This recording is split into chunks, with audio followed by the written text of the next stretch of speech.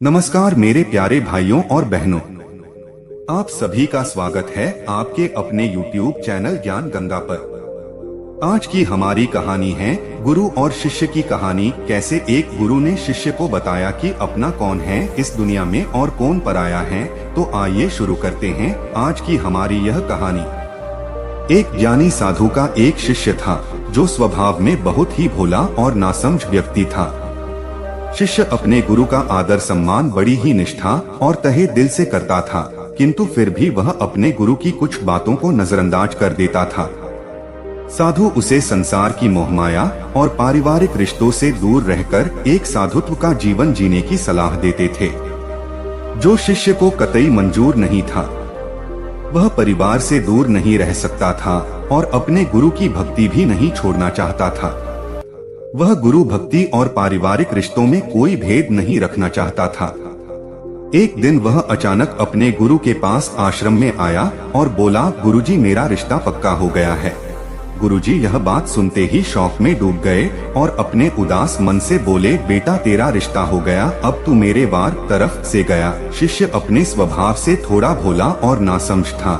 वह अपने गुरु की बात का अर्थ नहीं समझ पाया, किंतु इतना समझ चुका था कि गुरुजी मेरे रिश्ते से खुश नहीं है और वह वहां से चला जाता है। कुछ दिनों बाद वह दोबारा अपने गुरु के पास आता है और कहता है, मैं आपको अपनी शादी का कार्ड देने आया हूँ। गुरुजी ने फिर वैसा ही जवाब दिया और बोले, बेटा अब तू तेरे परिवार से भी गया। उसने अपने गुरुजी के इस कथन का भी कोई जवाब नहीं दिया। कुछ दिन बाद में वह फिर अपने गुरुजी के पास आया और बोला, गुरुजी मेरा विवाह हो गया और पत्नी भी घर आ गई है।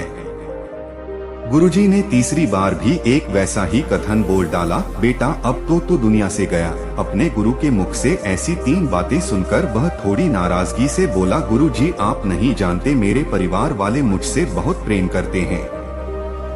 हमेशा उन्हें मेरी फिक्र रहती है और मुझे पत्नी भी मुझसे प्रेम करने वाली मिली है। तो आप ही बताइए मैं इन बंधनों को छोड़कर चला जाऊं। उसकी बात सुनकर गुरुजी बोले, तो क्या सच में तुझे ऐसा लगता है कि तेरे परिवार वाले और तेरी नई पत्नी तुझे इतना प्रेम करते हैं? वह बोला, जी बिल्कुल, इसमें कोई शक नहीं। गुरुजी तो ठीक है, मैं तेरे परिवार वालों की एक परीक्षा लेना चाहता हूँ, जिससे सिद्ध हो जाएगा कि वे तुझसे कितना प्रेम करते हैं। इसके लिए तुझे मेरा एक काम करना होगा। शिष्य, जी अवश्य, बोलिए क्या काम है। फिर गुरुजी ने अपने शिष्य के साथ मिलकर एक योजना बनाई, जिससे सिद्ध हो जाएगा सत्य क्या है। गुरुजी, एक काम कर, आज तू घर जा और अचानक पेट दर्द का बहाना करके जमीन पर गिर जा और जोर जोर से चिल्लाने लग जा, ताकि तेरी आवाज सुनकर वहां सभी एकत्रित हो जाएं। फिर तेरे घर वाले डॉक्टर को बुलाएंगे। उसकी दवाई लेने के बाद भी तुझे कहना है, मेरे पेट में दर्द बढ़ता ही जा रहा है, मेरे गुरुजी को बुला दो, मुझे वही ठीक कर सकते हैं, नहीं तो मैं मर जाऊंगा। और जैसे ही मैं वहां पहुंचता हूं, तू मरने का बहाना कर देना।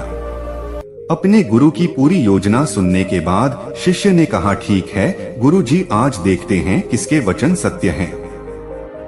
वह अपने घर पहुंचता है और अपने गुरुजी के कहे अनुसार पेट दर्द का बहाना कर जमीन पर गिर जाता है। उसके घर वाले उसे इस अवस्था में देखकर भयभीत हो गए। उन्होंने जल्दी से डॉक्टर को बुलाया। सभी काफी दुखी दिखाई दे रहे थे, जिसे देखकर शिष्य थोड़ा मन ही मन खुश हुआ, लेकिन उसे अभी योजना आगे बढ़ानी थी। वह बोला, मुझे दवाइयों से कोई फायदा नहीं हो रहा, कृपया आप जल्दी मेरे गुरुजी को बुला लाओ, केवल वही मुझे ठीक कर सकते हैं, नहीं तो मैं आज मर जाऊंगा। उसके बड़े भाई तुरंत भागकर गुरुजी को बुला लाए। जैसे ही गुरुजी ने घर के अंदर कदम रखा, उनके कहे अनुसार शिष्य बहाना कर दम तोड़ देता है। गुरुजी उसका हाथ देखते हैं और अपना भगवा रंग के तौलिए से उसे ढक देते हैं और अपने निराश मन से कहते हैं, आप लोगों ने मुझे बुलाने में थोड़ी देर कर दी, मेरा शिष्य अब नहीं रहा। मरने की बात सुनते ही उसके घर वाले खूब जोर जोर से रोने लगे। कोई अपना माथा जमीन पर मारता है तो कोई भगवान से उल्टा सीधा बोलता है। पूरा परिवार शौक के सागर में डूब चुका था। घर वालों को ऐसे रोते देख गुरुजी बोले, रुको रोइए मत, मैं इसे जिंदा कर सकता हूँ। गुरुजी की यह बात सुनते ही सभी ने अपने आंसू थाम लिए और कहने लगे, तो गुरुजी इंतजार किसका, करिए ना जिंदा। गुरुजी बोले, जिंदा तो मैं कर दूंगा, लेकिन ये बताओ इसकी जगह जाएगा कौन? किसी एक को इसकी जगह जाना मतलब मरना होगा और यह जिंदा हो जाएगा। सभी घर वाले गहन चिंतन में फंस गए। सभी ने एकदम चुप्पी साध ली। उनकी चुप्पी को तोड़ने के लिए गुरुजी बोले, माताजी आप सबसे ज्यादा रो रही हैं। आप क्यों नहीं चली जाती इसकी जगह? माता बोली, नहीं गुरुजी, मैं चली गई तो मेरे पति को रोटी कौन खिलाएगा? गुरुजी शिष्य के पिता से बोलते हैं। पिता बोलते हैं, गुरुजी मेरे बाद मेरी पत्नी का है ही कौन? फिर गुरुजी उसकी पत्नी से बोलते हैं, जो अपने आंसू नहीं रोक पा रही थी, बेटी तुम्हारे पति की जगह तुम चली जाओ। पत्नी बोली, गुरुजी मेरी अभी नई नई शादी हुई है, अभी तो मुश्किल से 15 दिन भी नहीं हुए, भला मैं क्यों अपनी जान दूं? मेरी तो दूसरी शादी भी हो जाएगी।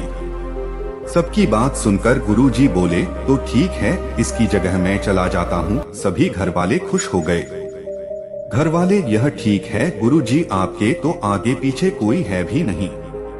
गुरुजी बोले, तो ठीक है, मेरा कुछ सामान लाओ, 1 किलो दूध, 3 बाजरे की रोटी, 1 पाव देसी घी। घर वालों ने सभी सामग्री लाकर गुरुजी को दे दी। उन्होंने दूध में रोटियां मिलाई और उसमें घी डालकर बोले, अब मैं यह पीऊंगा और मेरे पीते ही मेरी आत्मा इसके अंदर चली जाएगी। घी दूध तो गुरुजी का एक बहाना मात्र था भोजन करने के लिए। जैसे ही गुरुजी ने इसे पीकर खत्म किया, शिष्य का हाथ पकड़कर बोले, खड़ा हो जा। शिष्य जो पहले से ही जिंदा था मरने का, तो केवल एक बहाना था, खड़ा होकर बैठ गया। उसके घर वाले उसे जिंदा होते देख काफी खुश हुए, लेकिन अपने परिवार की नकली खुशी देखकर वह एक गहरे दुख में डूब गया। गुरुजी ने उसके उदास चेहरे को देखा और बोले, तो ठीक है, अब मैं चलता हूँ, यहाँ दम तोड़ दूंगा तो तुम्हें परेशानी होगी, मैं खुद ही चला जाता हूँ श्मशान घाट। गुरुजी जैसे ही जाने के लिए आगे बढ़े, शिष्य ने उनके पैर पकड़ लिए और बोला, कहाँ जा रहे हो गुरुजी? अपने इस भोले और नासमझ भक्त को अपने साथ लेकर नहीं जाओगे? तब से शिष्य ने सांसारिक मोहमाया और पारिवारिक रिश्तों से अपने सारे बंधन तोड़ लिए और अपने गुरुजी के साथ दूर रहने का निश्चय कर लिया। और उन्हीं की कृपा से उसने अंतर्ध्यान के लिए नाम शब्द हासिल किया। दोस्तों, ये थी गुरु और शिष्य की कहानी। उम्मीद है आपको पसंद आई होगी। गुरु और शिष्य की कहानी आपको कैसी लगी, कृपया कमेंट के माध्यम से जरूर बताएं। अगर आपको हमारी कहानी पसंद आई हो तो वीडियो को लाइक और शेयर जरूर करें और हमारे चैनल को भी सब्सक्राइब जरूर करें।